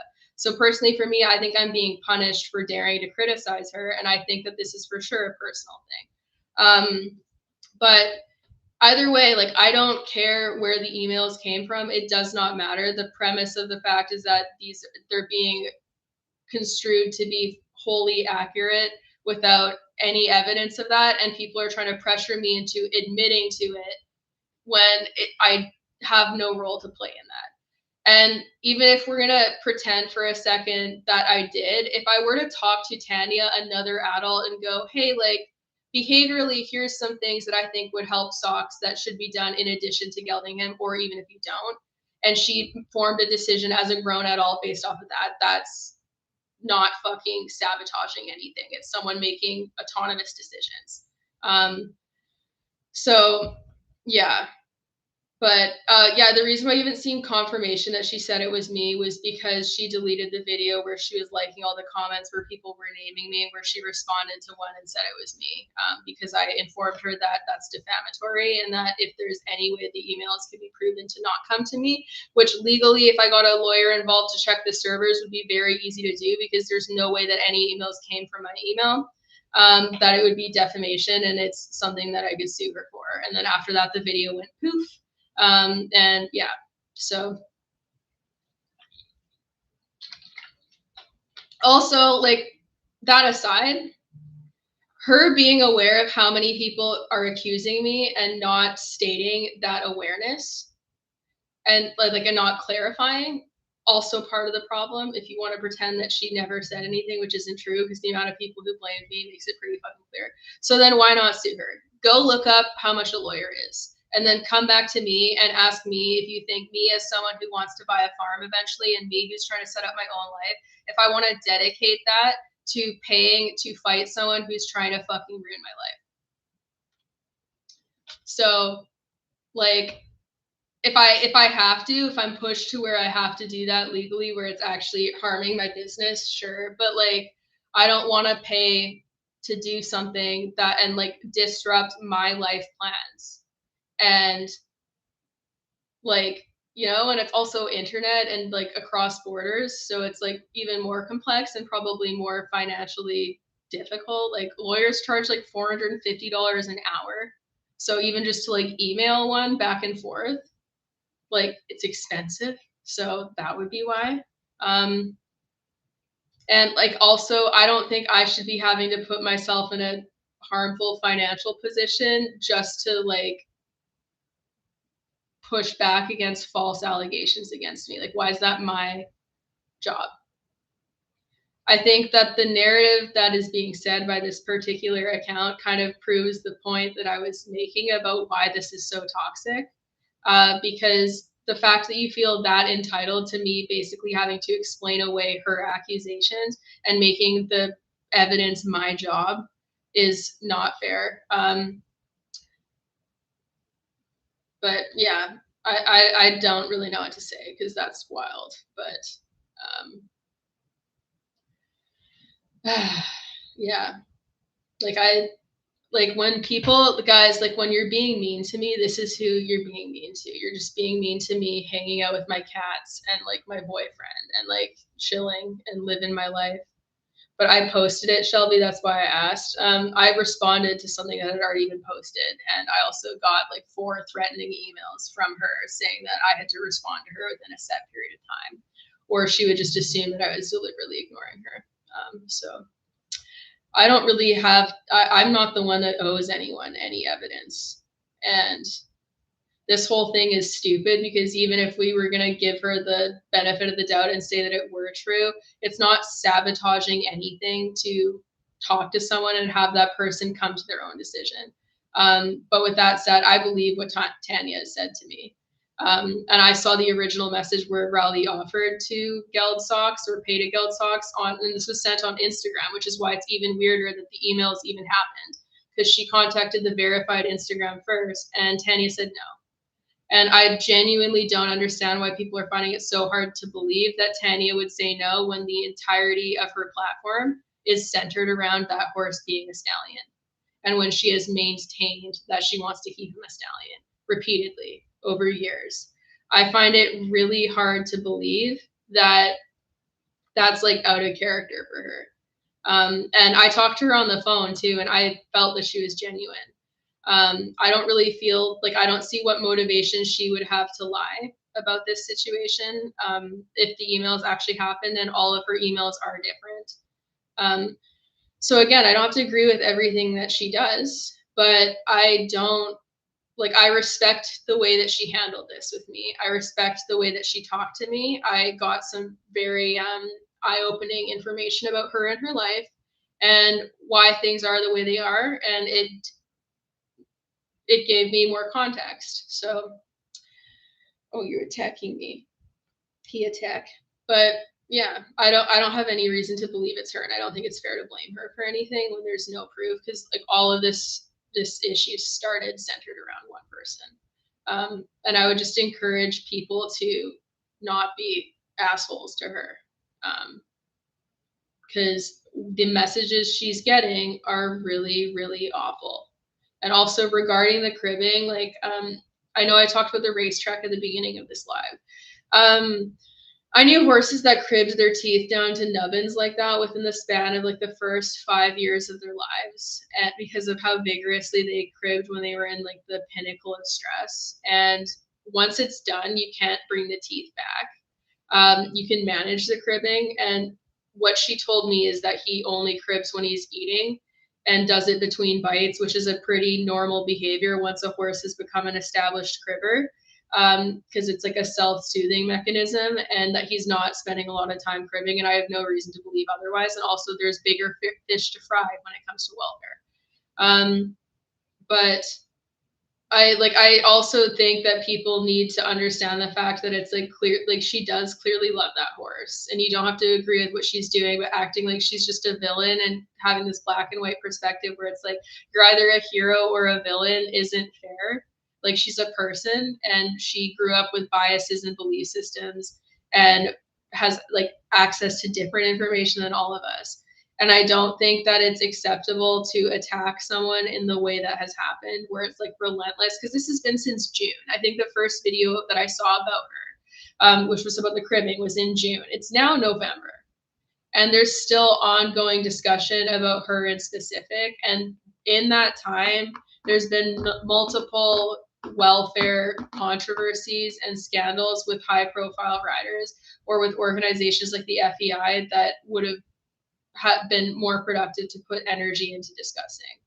And I also, like, I have a hard time as a welfare advocate fixating on a person whose stallion gets turned out 24/7, because most stallions don't get turnout for even half of the day, much less living out full time. So I just feel like it's a waste of time to fixate on that, when I know for a fact that there's multiple stallions that are being used for profit at the upper levels of sport that don't get turnout and are super stressed and aren't being treated fairly and live terrible lives.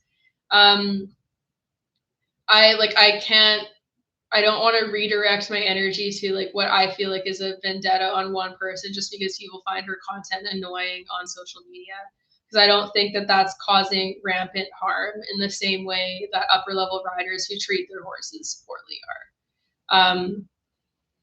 And I just do think that like the way that the whole communities of people have been responding to this is like not very healthy, and it's not actually going to promote change in the industry. Like, at some point I might do a video about stallions and like the normalized care of them, because it's like very standard practice to stable them alone and to have them just exist in paddocks alone. And a lot of people think that they cannot be properly socialized because that's what people are taught. And I think that the context about that is something that should be talked about more. Because yeah, like, horse stress is a problem, but I also think that we need to like look at the bigger picture, because like even if you have an issue with one person, you need to consider the fact that like that one person is just a byproduct of the system itself. They didn't develop those views in a vacuum. They are the byproduct of other people's trainings and other people's perspectives and traditions, and that's what shaped their worldview. They didn't come to that conclusion on their own. So the actual issue people have is with the overall system. And the system, as I've stated earlier in this live, is hella broken. And there's a lot of like corruption and normalized abuse. And there's a lot of stuff that people are willing to look the other way from. Like, even with this recent issue with the Melbourne Cup horse, like the amount of people whose immediate knee-jerk reaction is to just explain it away and go, oh, he just bit his tongue. Oh, he's just like, it's just a little bit of blood. And it's like, okay, but like, why are we explaining that away without any accountability or any reflection on what contributes to that? Because like, we can't like put a flash noseband on, a tongue tie on, and shove a bit in a horse's mouth and go, oh, it's just a fluke thing that he bit his tongue. Like, we need to look at like the contributing factors. and why people feel like those items are necessary in the first place, and how they would contribute to overall anxiety and stress, and how they would increase the likelihood of a tongue bite. Yeah. How can someone know that they're shadow banned? You know, because like you can see your comments, but if you get someone else to go look on a different account, your comments don't show up to the public. That's how you know you're shadow banned. It's kind of the same thing as if you restrict someone on Instagram, your comments no longer become visible for other people, but you can see the fact that you commented, but you're essentially just yelling into the void because your comments aren't publicly visible. So that's how it works. So. Also, I'm sorry to the person in the chat who said that they were almost pushed into doing bad things to themselves because of relentless bullying. And yeah, I'm happy you're still here too, because like that's not okay. I also have been contacted by a few parents that have said that this has been really triggering to their young kids who've experienced something similar, and that they're like super concerned about it. And like I think that's another thing to look at, like just consider the collective trauma that people face when they've experienced something similar. Because yeah, like ultimately everyone is a person, you know, and like we have to look at the capacity that someone has, like how widespread the harm they're allegedly causing even is, and like how big of a deal something is across the board. And I just think that there's so much horrific shit going on in the world today that it's like I cannot fucking be bothered to single out a person whose stallion gets turned out 24/7 just because he has bad manners and is stressed, because there's a lot of stressed horses. I've seen too many terrible things across the industry, and man, like just the stuff with the FEI, I think is like my pet peeve the most, because I just find them to be so hypocritical, and like the fact that I've put a face to some of their advocates back in 2023 when I got to talk to the director of Solidarity, it just makes me more committed to the perspective that they're like a sham organization, and that they're more concerned about defending the optics of the sport and continuing things as they are, and placating and appeasing people who are at the top of the sport. That's where the corruption comes in, where some people are held more accountable than others depending on what their name is. I just don't think they're very sincere, and I don't think it's about the horses. And I also was concerned to learn how poorly educated a lot of their perspectives are with the stuff they try to justify. So yeah, I just wasn't impressed. I think that we need to just really stop having so much faith in the system. I'm writing manifestos. That's so funny. I do write a lot, but I mean, like, if the shoe fits, people can fucking wear it. But I think that it's crazy how often people think I'm thinking about them. Because I have a lot of other shit that pisses me off, guys. Like, you have no idea how many welfare things I'm being sent from different avenues, and just how much shit is constantly going on. Because it's nonstop. And there's so much stuff going on yeah.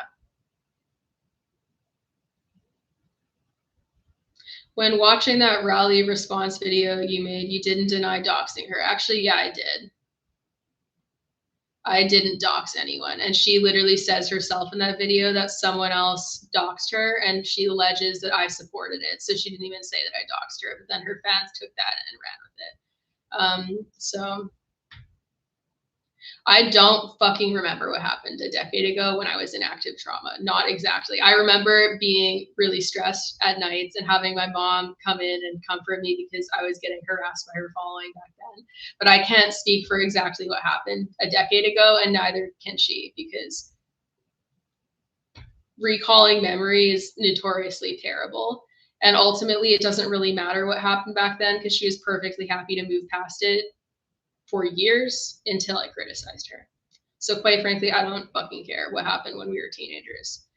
We both moved past that, and the only reason it's been rehashed is because I criticized her. But again, consider the fact that you're interrogating me to basically have to rehash my behavior from a decade ago to prove to you that I'm not a bad person. Meanwhile, you are actively perpetuating the words of someone who's trying to paint me as that in modern day and engaging in the very actions that they accuse me of in present time. So, like, that's all I want to say, because like it is pretty much doxing to just relentlessly be posting videos about someone and give their approximate location and encourage your fans to pressure them, and also just create the illusion that you have any right to pressure them into what they do with their pet and their horse.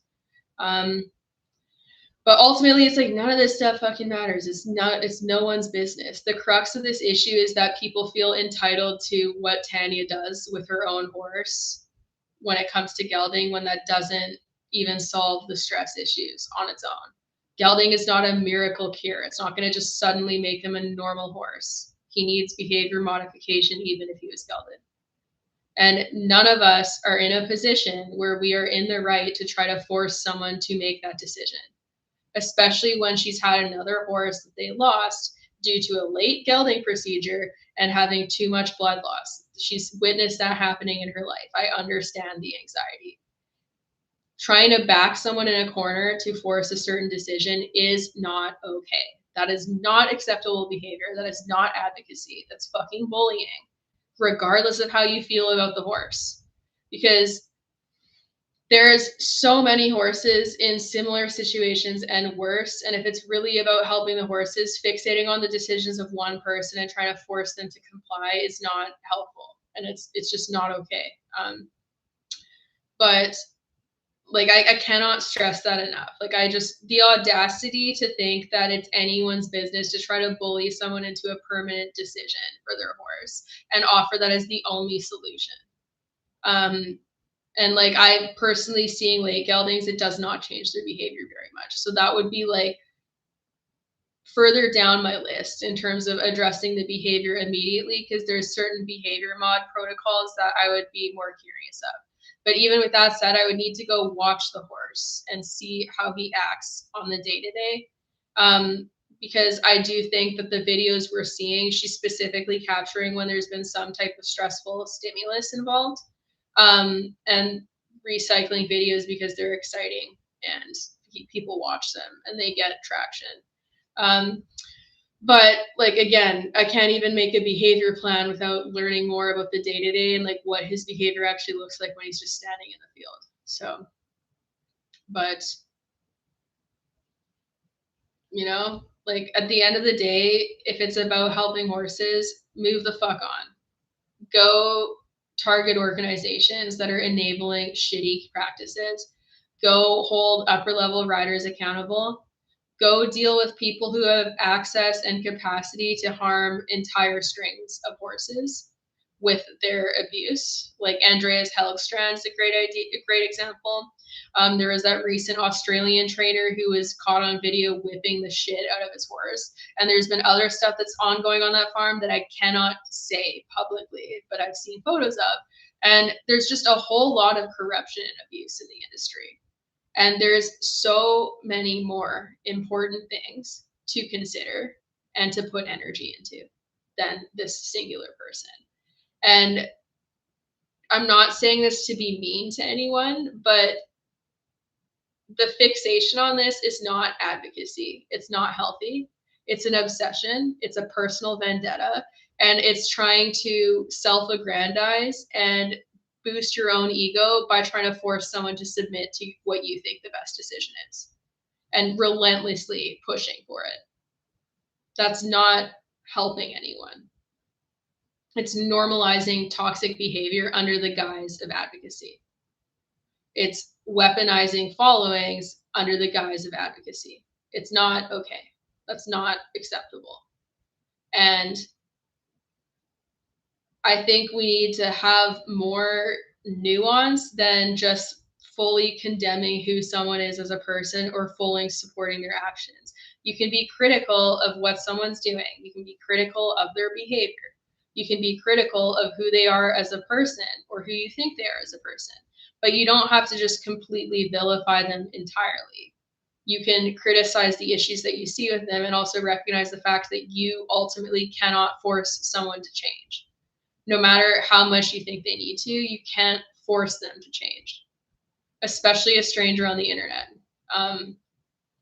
And it's like there's so much energy and time being put into that it's like if people are that passionate about other topics, there's no shortage of things that could do with your attention. Like if every single commenter who has come on my page to harass me the last month just went and signed the no blood rule petition or contacted the FBI, we'd probably have like 300 people that would be added to that. You know what I'm saying? Like, that's more productive. If the worst thing that I can be in someone's eyes is someone that they want to pretend got in the way of a fucking gelding procedure, I'm doing pretty well in life. If that's the worst criticism someone can have is that I told someone not to geld their horse, then I can live with that. But that's not even what happened. But it's like, there's bigger issues than an adult autonomously coming to their own decisions. Let's focus on the bigger picture. Because also, like, this past month, there's a bunch of people not even fucking getting their food benefits. So what if we shared food charities? What if we normalize the idea of community efforts to feed the people and make sure that people aren't houseless and that they're not at risk? What if we put the energy into creating environments that make people less likely to sink into toxic and abusive habits? There's lots that can be done. But yeah, like also that's the other thing is the person saying that they just blocked Tanya's account. That's like a very healthy thing to do if it's triggering to see the videos, because I totally understand why it would be. Like it's triggering to see videos of horses be perpetually stressed. It's triggering to see people continuously defending it.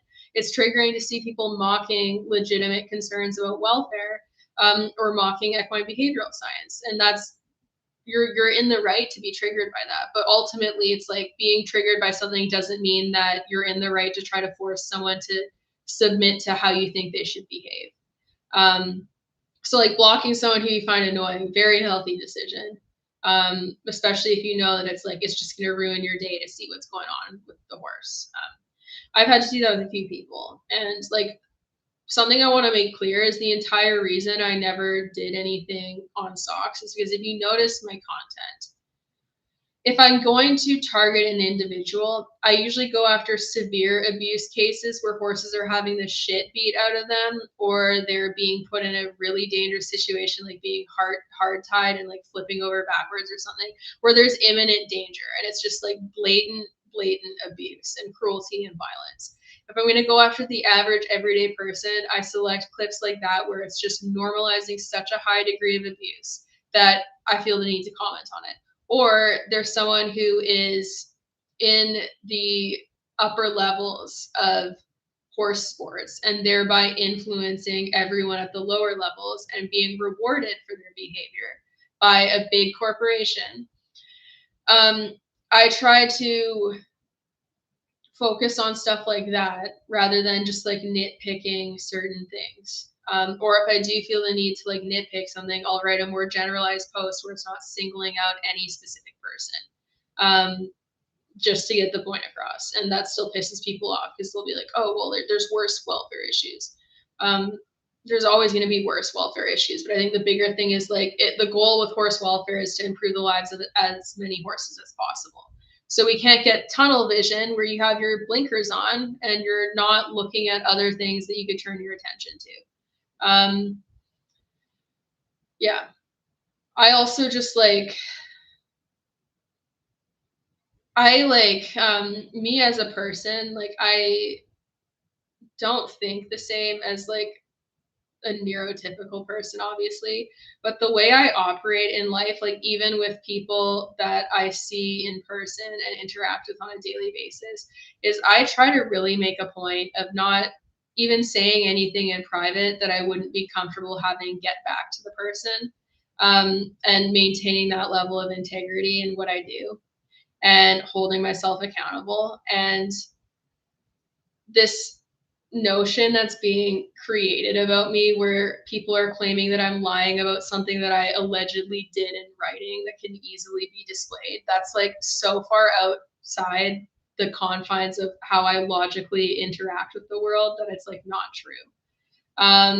That's also why I criticize myself as a horse person so much, because if I beat people to the punch and I go, yeah, I did shitty things to horses, here's what they are, it dismantles their capacity to try to shame me for these things that I've already accepted and owned up to. I'd rather get ahead of that and acknowledge the type of person that I've been and the things that I've done than just fucking go down lying about it. And like that's just the way I function. And it's like, especially with being online, when you feel like you're being watched all the time and when you feel like you're under a microscope, that's what helps me feel more comfortable doing that, is trying to be as genuine as possible and trying to hold myself accountable and trying to be honest and showing like what I used to do. Because I also think that the person that I used to be towards horses is a really important aspect of the person that I have become.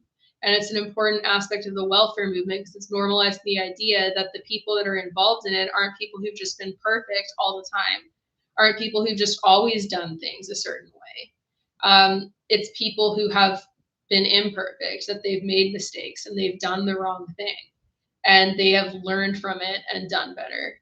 Um, so that's like an aspect that I think needs to be normalized, is that we're all flawed human beings. This notion where we hide what we've done and we're not honest about it, it makes it so that people have to suffer alone, or we have people who just perpetually double down and defend things that aren't serving them and that are actually causing them harm, and they don't get to heal. So like that's the other aspect of like the whole welfare thing, is there needs to be like openness to accepting people back into the community when they hold themselves accountable and be willing to move past things, because otherwise you punish the behaviors that you want to see and people never feel safe to be vulnerable about admitting to their wrongs. And I think that's also a huge component of this whole issue, where we have people who don't want to be vulnerable and admit that they're wrong or that they've done something that's harmful to the horses or other people, because they feel like they're not going to be accepted if they own up to that. They feel like they're going to be rejected from the community and hated for it. And I do think that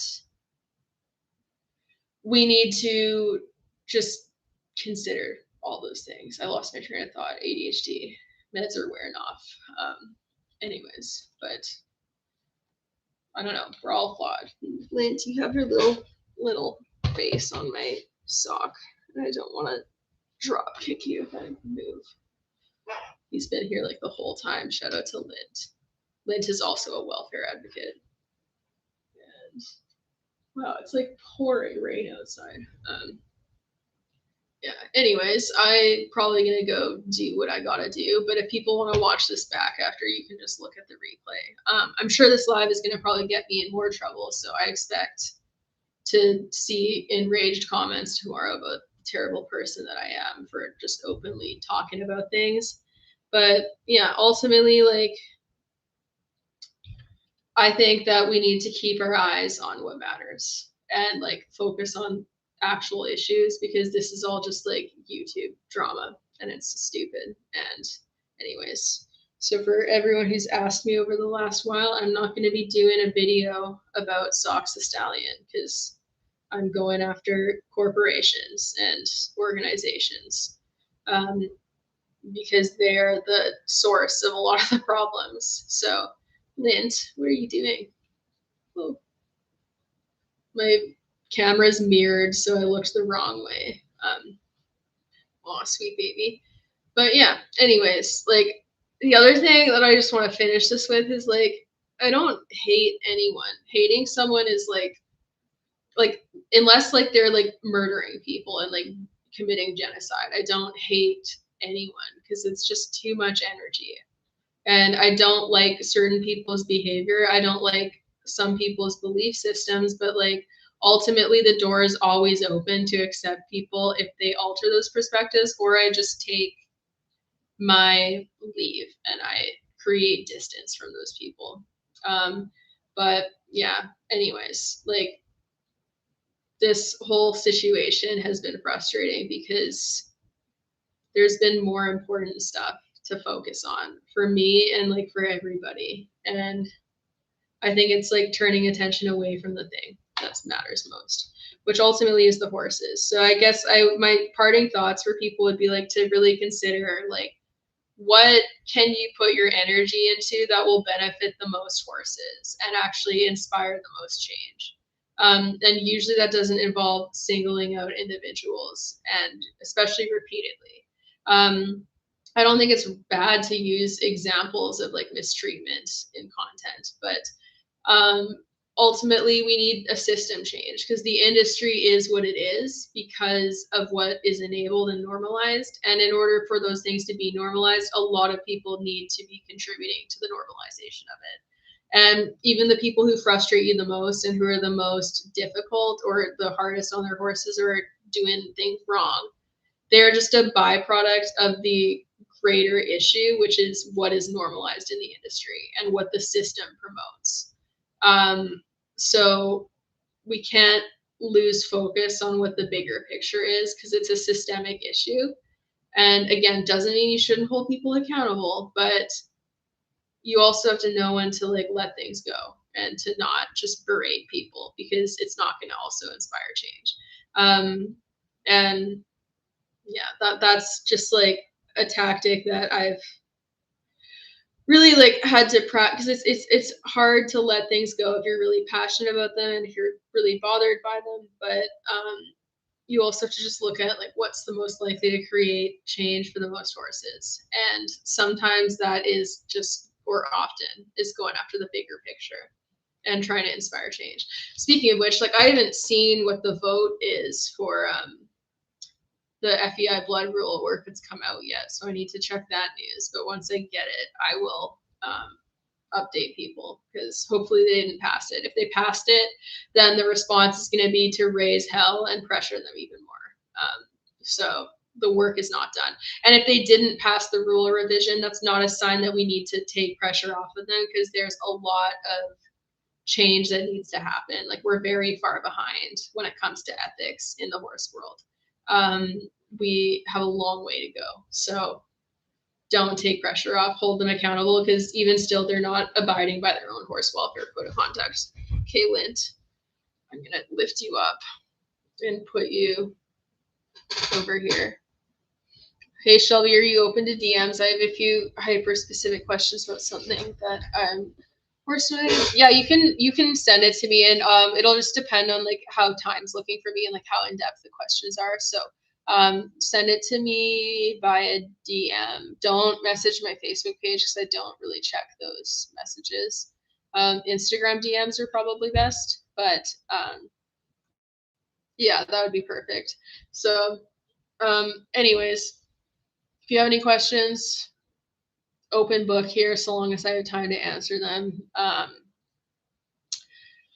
But my hope is that by just talking about things, I can humanize myself as a person and not just be a fucking face on the internet, not just be a persona. Like I'm a person without the A, you know.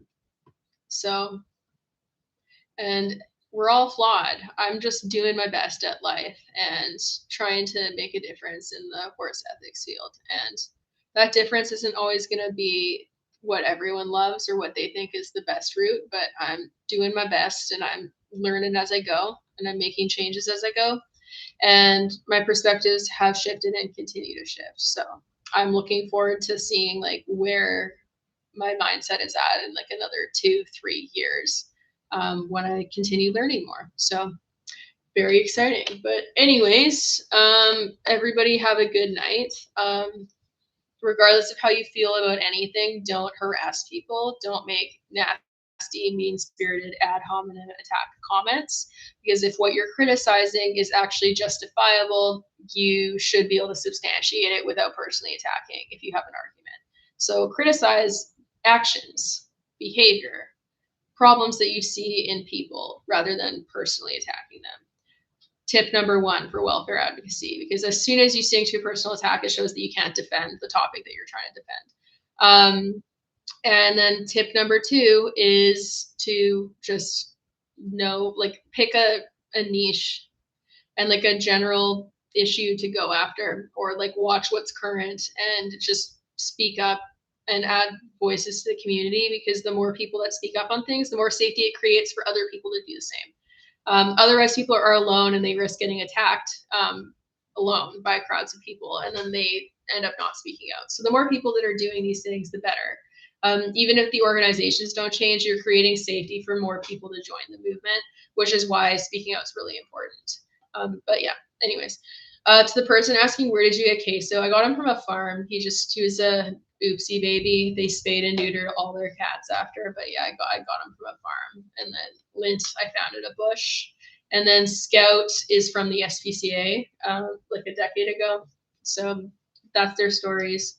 Yeah, queso is like one of the few animal, or like the only animal in the house that wasn't a rescue that belongs to me, because Gremlin, my boyfriend's cat, is not a rescue. He's kind of similar situation as Queso with where he came from, but he's not my cat. He's my boy. Well, I guess he kind of is now because he lives here. But yeah, he's just a guy. Anyways, I have an updated pet introductions video and like meet the animals video that I'm going to be putting together sometime soon. So I'll share that, and then people can learn about my menagerie of animals that live with me. Anyways, bye.